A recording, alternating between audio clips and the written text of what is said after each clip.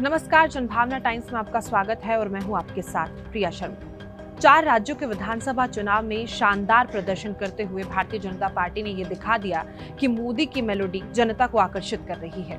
भाजपा ने 4 राज्यों में से 3 राज्यों में स्पष्ट बहुमत हासिल किया। नतीजों ने साफ कर दिया कि प्रधानमंत्री नरेंद्र मोदी की जनता में गहरी पैठ है। लेकिन बात अगर राजस्थान की जाए तो राजस्थान में 25 साल से चली आ रही परंपरा नहीं बदल सकी और मोदी की गारंटी के सामने अशोक गहलोत का जादू फेल हो गया। राजस्थान में पार्टी ने कांग्रेस से सत्ता छीन ली। कांग्रेसी नेता राहुल गांधी की मोहब्बत की दुकान का दाव एक बार फिर से नहीं चल पाया। राजस्थान में भाजपा की जीत को पीएम मोदी की गारंटी की जीत से जोड़कर देखा जा रहा है।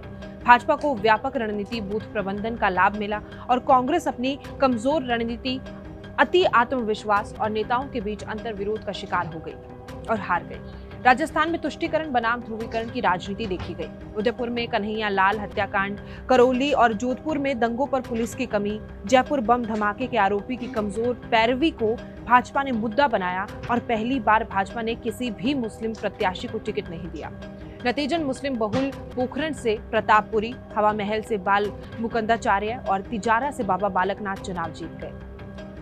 आखिर तक कांग्रेस जातिगत समीकरण साधने में नाकाम रही और दिलचस्प ये रहा कि भाजपा के नेता प्रतिपक्ष राजेंद्र राठौर और उप नेता प्रतिपक्ष सतीश पुनिया हार गए। पूरे चुनाव में तुष्टीकरण बनाम ध्रुवीकरण का मुद्दा छाया रहा। कन्हैया हत्याकांड, करौली कांड और जयपुर बम धमाके के आरोपी की कमजोर पैरवी को कांग्रेस को भारी नुकसान भरना पड़ा और प्रधानमंत्री नरेंद्र मोदी, अमित शाह, योगी आदित्यनाथ ने ये मुद्दे बहुत प्रमुखता से उठाए और हिंदुत्व का कार्ड चल गया। भाजपा के हिंदुत्व कार्ड के आगे कांग्रेस ध्वस्त हो गई। जातिगत समीकरण साधने में अशोक गहलोत पूरी तरह से फेल साबित हुए। राजस्थान में कांग्रेस विधायकों और मंत्रियों के कामकाज के तौर तरीकों को लेकर जनता की नाराजगी नजरअंदाज करने का नतीजा भी कांग्रेस को भुगतना पड़ा। कई विधायकों के अलावा सरकार के 25 में से 17 मंत्रियों को हार का सामना करना पड़ा।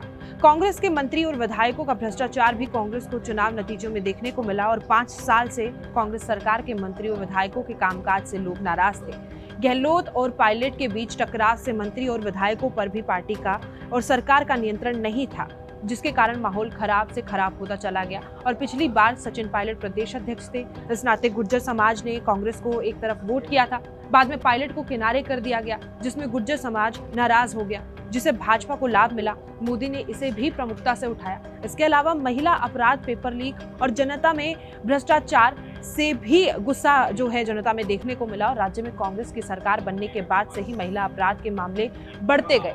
लगातार पेपर लीक होते रहे।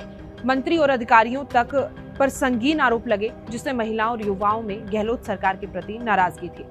मुख्यमंत्री अशोक गहलोत ने कांग्रेस को एक बार फिर से सत्ता मिलने के लिए पुरजोर लगाया।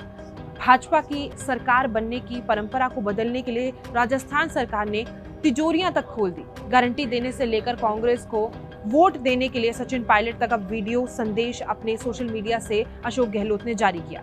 राहुल गांधी से लेकर मल्लिकार्जुन खड़गे ताबड़तोड़ रैलियां वहां पर की गई। जयपुर में कैंप लगाए गए, लेकिन सरकार रिपीट नहीं हो पाई और प्रदेश की जनता ने पीएम नरेंद्र मोदी पर अपना भरोसा जताया। उनके चेहरे पर भाजपा ने चुनाव लड़ा, जिस पर जनता ने वोट किया। भाजपा ने अपने 7 सांसदों को भी मैदान में उतारा।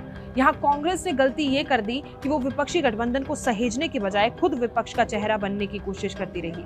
राजस्थान में गहलोत और पायलट ने हाथ तो मिलाया, लेकिन नदी के किनारों की तरह, जिन्हें साथ तो चलना है लेकिन कभी एक नहीं होना। कांग्रेस को हमेशा नेताओं में मतभेद रहा। अहंकार और मुद्दों की रणनीति पर कांग्रेस में भ्रम फैला रहा और रही कि भाजपा की चुनाव की रणनीति हमेशा से ही सराहनीय रही है। पार्टी ने अलग अलग क्षेत्रों के मुताबिक व्यूह रचना बनाई, स्थानीय और राष्ट्रीय मुद्दों के लिए अलग अलग नेताओं को जिम्मेदारी सौंपी, हिंदुत्व का तड़का लगाया। चेहरा विशेष पर नाराजगी से बचने के लिए भाजपा ने सामूहिक नेतृत्व में चुनाव लड़ा।